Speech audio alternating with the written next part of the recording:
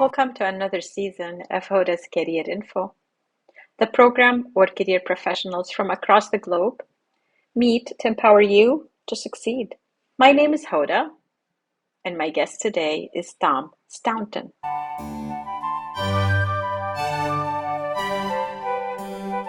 Define careers information as anything that gives somebody an opportunity to learn about future possibilities that they might have for their career and their working life.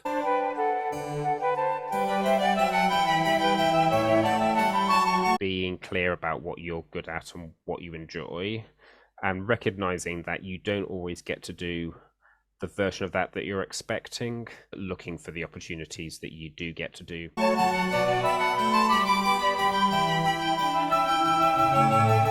We're not always up on a mountain, be able to see everything in front of us. Often life is moving through the thicket of the various different opportunities that we're facing at the moment.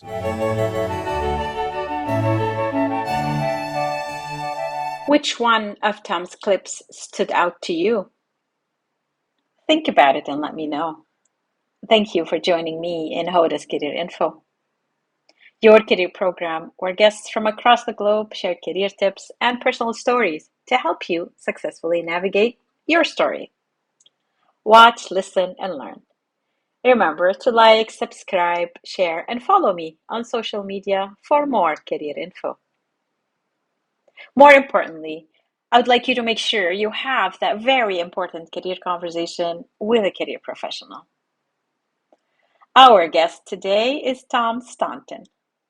Tom is a senior lecturer in career development at the International Centre for Guidance Studies, which is based at the University of Derby in the UK.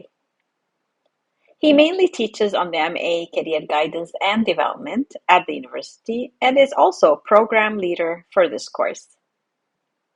Tom's research interests focus on the way that careers theory, politics, and society interact. He is concerned with how people undertaking career development activities and with how careers practitioners are affected by this development and could respond to them. Tom is currently involved in research projects related to career professionals' use of digital media, the experiences of recent graduates using social media as part of their career development, and how information is used as part of career delivery. Thanks again for joining me and Tom Staunton. Stay tuned as Tom talks about his research, particularly his focus on the importance of labor market information to career practice.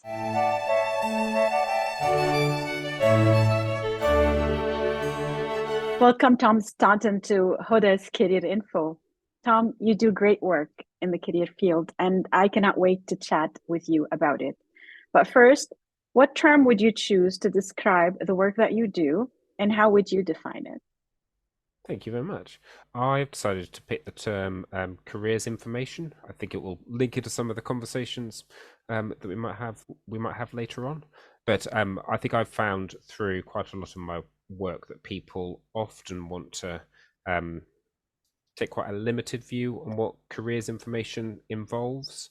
Often want to reduce it to particular statistics or key sort of numbers around what the world of work is like. When I would like to define careers information as anything that gives somebody an opportunity to learn about future possibilities that they might have for their career and their working life. So I would be quite happy to include obviously official statistics and things like that in careers information, but also individuals' experiences of particular jobs. I would even be happy to include things like television accounts of particular careers that you might even have in sort of like fictional accounts of careers. It's not saying that all of those types of information are exactly the same or that we can learn exactly the same thing from them. But I think it's partly important to recognise that people learn about their careers in all sorts of ways on all sorts of occasions. But I think there are lots of different types of information out there that give people different opportunities to learn about their future and what their future might entail. You know that I will love this term, Tom, because that's the whole purpose of this program, Yeah. right? Is to have career conversations. Tom, can you share with the audience your personal story and, if possible, embed within it Yeah, a sure. message or a tip that you learned from your experiences so far? Yeah, sure. Yeah, yeah. I am I'm a history student by background. I did an undergraduate and a master's degree in modern history, which sort of took me up to my sort of early-ish 20s. And then I hit a point after finishing my master's course when I was interested in doing doctoral study and actually had a place to do a PhD in modern history, but was unable to get any funding, and so found myself slightly unexpectedly thrust out into the out from the world of academia and into the jobs market in a slightly sort of unprepared way when I wasn't necessarily expecting to get a job at that point. I'd also met a girl that I was very keen on getting married to at that point, and so I think some of my motivations for finding a job was wanting to sort of to contribute towards our future together. But yeah, I found that my initial thrust into the world of work was slightly, I guess, unexpected and not exactly what I had planned. But I spent a few years doing a number of different sort of, I guess you call them like entry level graduate roles, quite a lot of things to do with sort of customer service and a few roles like that, which I enjoyed and got some things out of, but never sort of really sort of scratched what I was really sort of the things that I found most important in and sort of the skills that I felt I really had. It was really sort of through I guess through happenstance that I sort of wandered back, what came across the world of careers as a potential future job for me to do. I actually went to see a careers advisor, and they said, "Hey, have you thought about becoming a careers advisor?" And yeah, I thought that was really interesting. But through that, I've found an interest in research and in careers research, in training, and linking research with other people's training. And in some ways, I sort of have wandered back into using similar sorts of skills and similar sorts of things that I found interesting when I was initially pursuing a PhD in my early 20s. It just sort of took me 10 years to get there, and so yeah, I found it interesting the way that things have come round again and sort of have been a bit sort of circular for me. But I think yeah, if I would, I think that I've partly been able to get there. I mean, I think through being very grateful for opportunities that I've been given, but also having a sense of what I really enjoyed and what I was really interested in my career has, I think, given me the opportunity to maybe take opportunities that have come across which haven't always been exactly or the obvious thing that I would have been doing, or just sometimes taking the opportunity to do something extra beyond what my job actually involved in order to pursue something new. And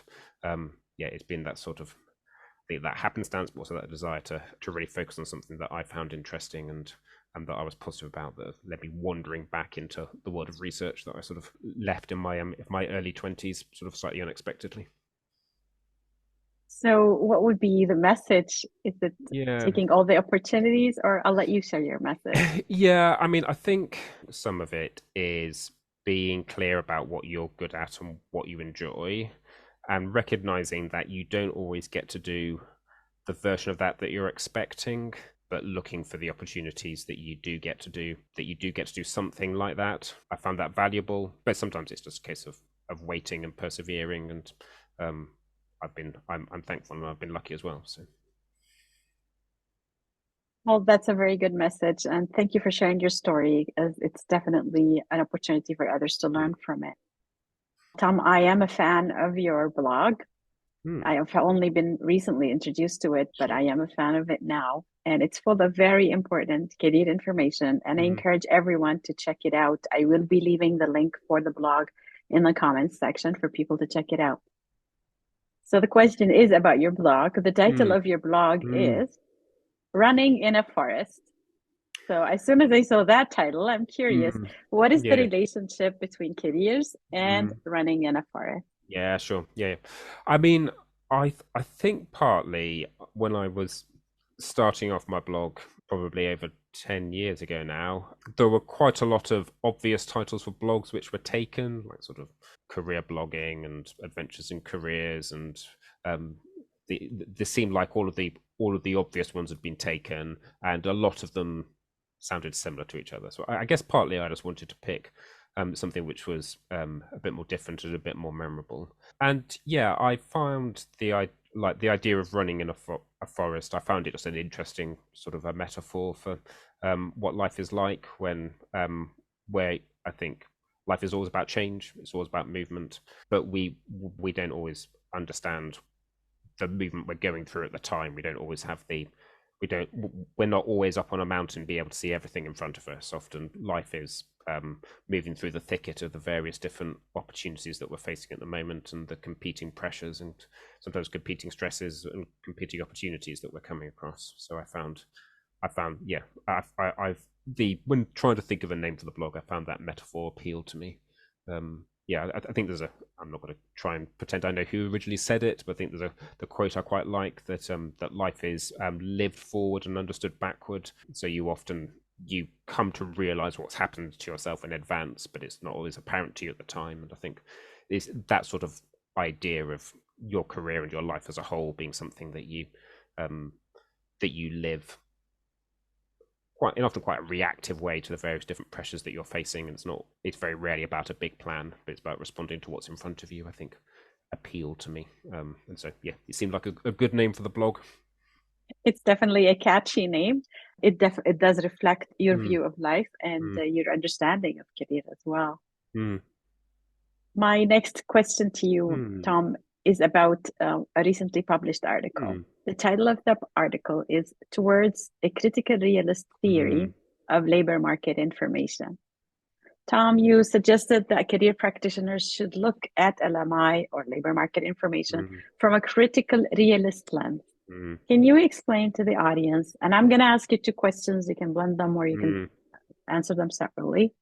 First one is, what do you mean by critical mm, realist? mm, And the second one, how will this open new possibilities for career practitioners? Yes. Okay. So let's just start with critical realism. It's a technical term that particularly comes from the world of sociology. People are trying to understand society, and a key question for anybody working in the social sciences is um, how can you work out what to believe about the world around us and about society. You get different schools of thought, and critical realism tries to sit between two alternatives. So one, which is sometimes called positivism, if you're into long words that end in ism, and positivism basically says that we should look for information that we can sort of verify and test. We're going to take the way that we work out things in the natural sciences and try and apply that to social reality. So we're going to look at we want to be able to test things in a way which is very similar almost to a lab. So we're going to aim at trying to verify fixed things about society, maybe have a big focus around statistics, but trying to sort of aim at things which are sort of verifiable and definitely true. And then on the other end of the spectrum, you might have people who, again, word ending in ism, who are sort of more like a constructivist or constructivism has a view who say, well, social reality is a lot more complicated than that. You can't apply scientific methods to social experiences, what sort of happens in society. People only have their individual experiences. And there isn't really anything beyond the individual experience. It's just people by themselves with sort of their own responses to reality. And so we can't work out what's happening in society as a whole. We can only really have an individual's view on stuff. And what sort of critical realism tries to do is try to sit between those two things. It sort of says society is messy and confusing, and so we can't test something and work out a definite truth about something. But on the other hand, we still want to be able to get at some sort of a set of conclusions. So for a critical realist, they say, okay, well, you start from people's experiences, you start from thinking about how people actually experience the world around them, but through comparing those and through particularly thinking about different ideas that that exist in sort of the social sciences, we can arrive at an understanding of reality. So it's sort of, and it's never fixed, it's never true forever, but we can have a view about what's going on. So it's kind of a midpoint between those things. your viewers at this point may be wondering what on earth has this got to do with careers information, which is something that I've been trying to explore through a couple of things I've been working on and writing recently, one of which is the article you're talking about. So if you have like the positivist view would say what people really need like an accurate, clear information about the world of work in order to make good decisions for their future. And so you need to be looking at like the hard statistics that everyone can agree on, like what are the trends, what jobs are coming up in the future, what jobs are in your local area now, what are the entry qualifications, what are the skills needed, what are the salaries. Let's get into this really sort of like sort of nitty gritty, almost like scientific view, and sort of the idea that when people have more of this information, more of this like this true and right information about the world of work, they can then make better decisions for their future. You would then have a more extreme, and I think, sorry, that first view, quite a lot of career practitioners I come across have that sort of a view. You would then at the other end of the spectrum, and I don't think many people do talk like this, but I think it has merit. Some people would say actually people's jobs, what they actually experience in their job, that's a really personal thing. It's not you can't define somebody's experience of job and of the world of work into a job spec or into some sort of national information about what's happening to the world of work. It's a personal experience. It's only their experience. You can't say anything that really sort of that you can't draw any broader conclusions. So we'll really sort of say that the world of work is really sort of personal, and so you can't have any sort of big conclusions about it. I think in my work, what I'm trying to do is trying to say, well, let's see how we can work between those two extremes. For people do need to be learning about the world of work. I think there's no way that people can really think about their careers and their futures without considering the world of work. But we probably need to encourage people to think about the world of work in a more complicated way than just looking at some top level statistics or just understanding what entry qualifications are. We need to probably be bringing together a number of different things in order to get an accurate understanding of the world of work, or at least an understanding of the world of work that's useful for different people on different occasions. That's what I'm trying to do, is to look at those different understandings of information and how they might fit together, and trying to work out and trying to describe what sorts of learning about the world of work does an individual need in order to think positively and creatively about their future. When you were talking numbers, and I'm thinking that's what LMI does, right? Mm. Yeah, I think yes. Yeah, I mean, I guess it partly depends. Again, going back to the beginning, it depends how you define LMI. But yeah, I think that sort of information, I want to say it has a place. I think if you're wanting to make a decision about your future, then yeah, knowing what skills are needed for a job, what the entry qualifications are for a job, like this is part of the process. But it's not the entirety of the process. Like I think if you were to get, I don't know, 100 secondary school teachers who are all teaching, let's just pick physics for the sake of argument. If you talk about what qualifications they got to get into that role, they're probably fairly similar. If they're all in the same country, they may have similar sorts of salaries, particularly if they're the same level of experience. If you ask them about what their job involves, again, probably fairly similar. But if you ask them how they feel about their work or what they enjoy about their work, then that could be quite different between different people. People have very different experiences of jobs. And I think it's helpful to think that some of those experiences come back to what makes people different in the first place. That they may have those different experiences because of their background and their personal values. They may have those different experiences because of the cultural background they have, maybe the religious background that they have. And so recognizing that people actually experience jobs differently, I think is important information for anyone to have, but can also be important information for careers advisors to think about when trying to discuss future options with clients that they might be working with.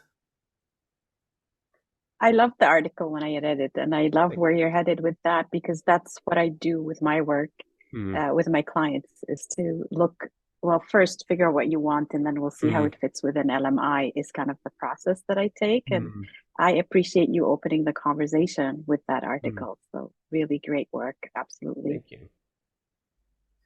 My final question to you, Tom, is I always advise my young clients to step out of their comfort zone and embrace new opportunities, but I feel we as adults have to do that as well. So, Hmm. what are some of the ideas or projects that you are looking to accomplish now or perhaps in the near future? Yeah, sure. Yeah, well, I think probably the two big things on the horizon for me are probably both things to do with research. I'm actually having a viva for my doctorate in January. So that's sort of that's the big project that's hopefully coming to an end for me at the moment. So that will be then sort of hopefully turning a new leaf and thinking about the future. But I think for me, what some of these conversations about labour market information are things which I'm keen to take forward. And it's I think one of the things that I've noticed in the research is there's quite a lot of research about what LMI actually is, and there's quite a lot of research which is trying to sort of write theory around what labour market information is. And I've spent quite a lot of time thinking about some of those things recently.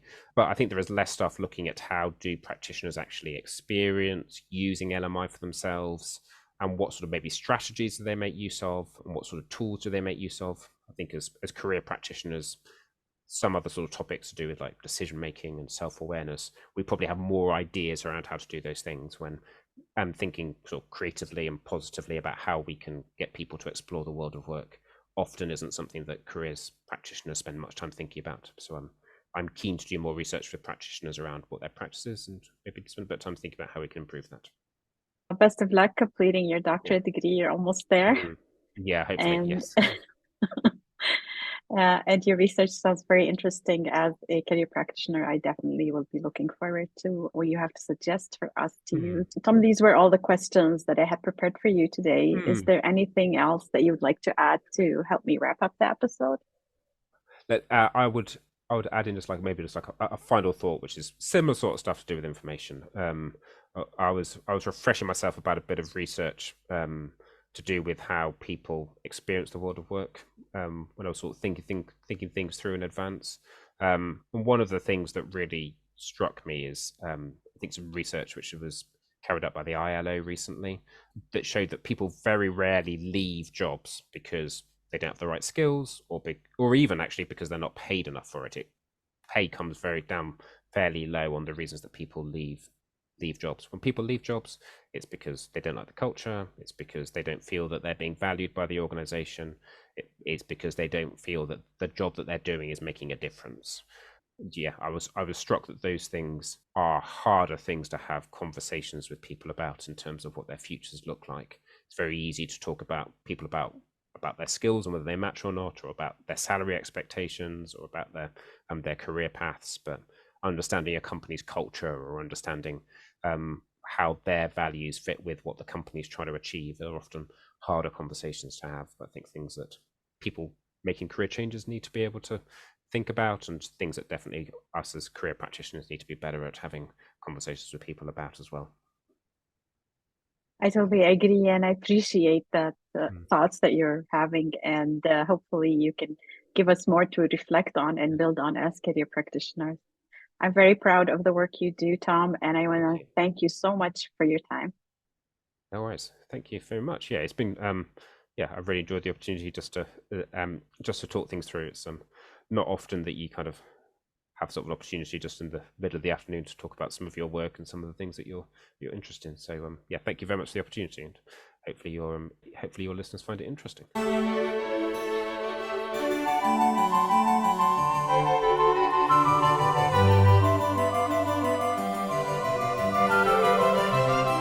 That's it for Hoda's Career Info, the program where career professionals from across the globe join us to empower you to succeed. Our guest today on Hoda's Career Info was Tom Staunton. You can connect with Tom on his blog, runninginAforest.wordpress.com. Tom's career term was careers information. Take the time to pause, re-listen to Tom's definition of his term, and commit to reflect on your career knowledge. Remember that you can listen to Horace Career Info since it's also dropped as a podcast and you can watch it on the YouTube channel Hoda's Career Info. To let me know if you're interested in an opportunity to talk about your work, you can send me a direct message on my website, rightcareerfit.com, where you can also sign up for my newsletter to stay up to date on the latest episodes. Please like, subscribe, share, and follow me on social media for more career info. I am your host, Hoda. Until next time, remember, your time is valuable. How are you spending it?